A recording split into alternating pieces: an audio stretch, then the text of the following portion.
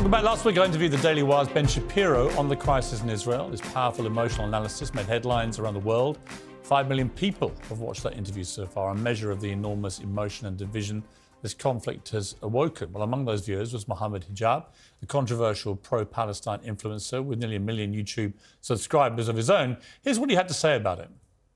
Do you think Piers Morgan, on fair grounds, would try and speak to me about an issue like this? Or Ben Shapiro, when they know what I'm going to come with?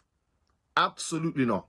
Don't pretend you don't know who I am. You've been watching my videos. You know what I'm about. Your silence is deafening. And your cowardice is apparent.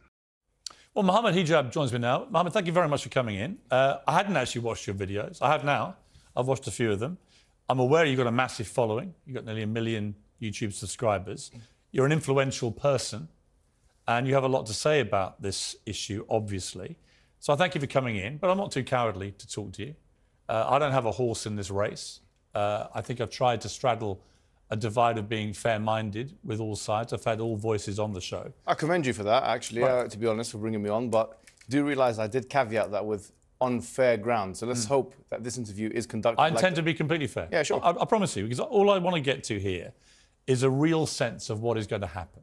We can all look back at... We can all look back... Let me just... We can all look back... Before that, Piers, yeah. Sorry, if you want to say fair grounds, you introduced me as a Palestinian controversial... I actually corrected myself. Right, so... I said pro-Palestinian. I meant to say pro-Palestinian. So why did the word controversial come into play? I think you're controversial. So are you. Yeah, I wouldn't deny So is that. the ambassador. Why didn't you introduce her in that manner? I'm happy to say that to many people, her views would be controversial. So why didn't you introduce me as the Oxford graduate? Do you want to be introduced as that? Yes. OK, or an Oxford graduate. Go ahead. OK. No problem. You can be introduced as anything you like, frankly. It makes no difference to the debate.